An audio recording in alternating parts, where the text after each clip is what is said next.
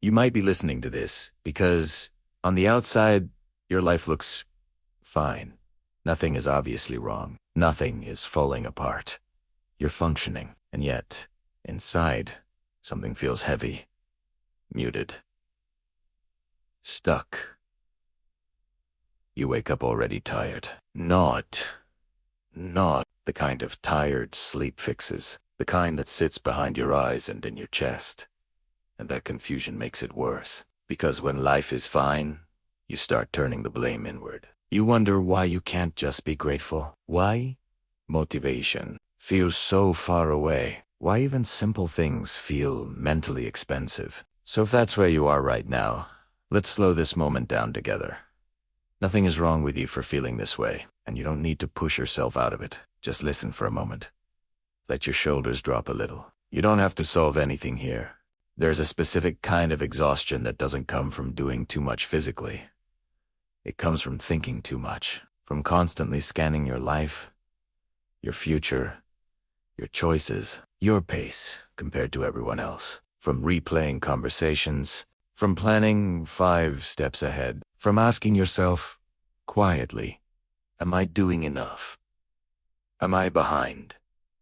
Is this all there is? You don't always notice it happening.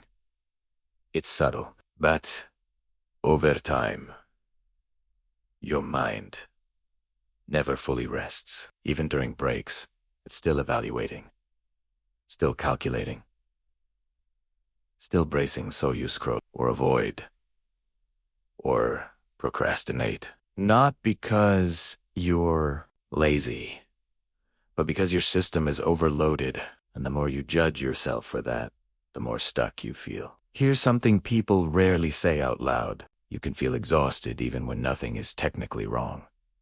Because exhaustion isn't just about circumstances, it's about internal pressure. Pressure to be okay. Pressure to keep progressing. Pressure to not fall behind and invisible. Timeline you never agreed to. When you live in a culture that rewards constant output, your nervous system doesn't get many signals of safety. Even rest can feel guilty. Even pauses feel risky. Even calm moments are filled with background noise, so your mind stays alert. And alert turns into tired, and tired turns into numb. That numbness is an emptiness. It's protection. What you're experiencing isn't a lack of discipline. It's not a character flaw. And it's not a failure of motivation. It's your nervous system saying, I've been carrying too much for too long. When the brain senses ongoing pressure without enough recovery, it shifts into conservation mode. It narrows focus. It delays decisions.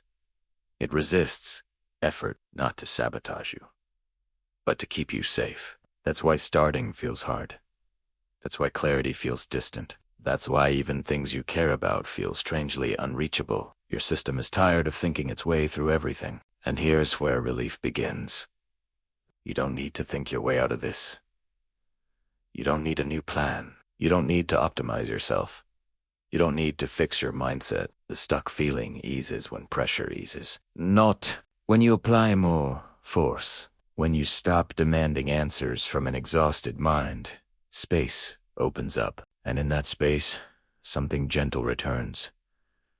Breath, perspective, a sense of I'm allowed to be here. Let's dissolve some of the shame that might be sitting with you. You are not wasting your potential. You are not falling behind life. You are not broken because you feel flat when things look okay.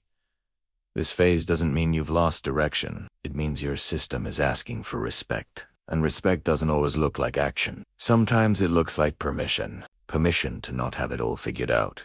Permission to move slower than expected. Permission to exist without constantly evaluating your worth. When that permission lands, even briefly, the body softens. And when the body softens, the mind follows. Motivation doesn't return through pressure.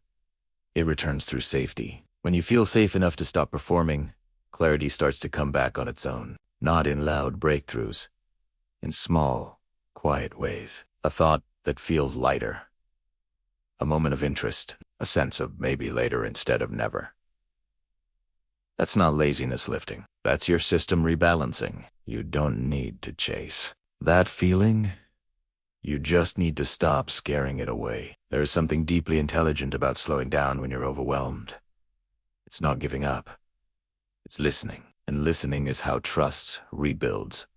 Trust in your timing. Trust in your capacity. Trust that you don't have to rush to deserve your place in the world. You are allowed to take up space without proving anything. You are allowed to rest without justifying it. You are allowed to feel unsure without labeling it as failure. Life is not asking you to sprint right now. It's asking you to breathe. If all you do after this is feel a little less harsh toward yourself, that's enough. If nothing changes immediately, that's okay. Change doesn't respond well to force. It responds to kindness, to patience, to the quiet decision to stop fighting yourself. You don't need to know what's next tonight. You don't need to resolve your future. You just need to let this moment be what it is. A pause, a breath, a reminder that you're not alone in this feeling, and that being tired of thinking doesn't mean you're lost. It means you're human. You can stay here for a moment longer. There's no rush.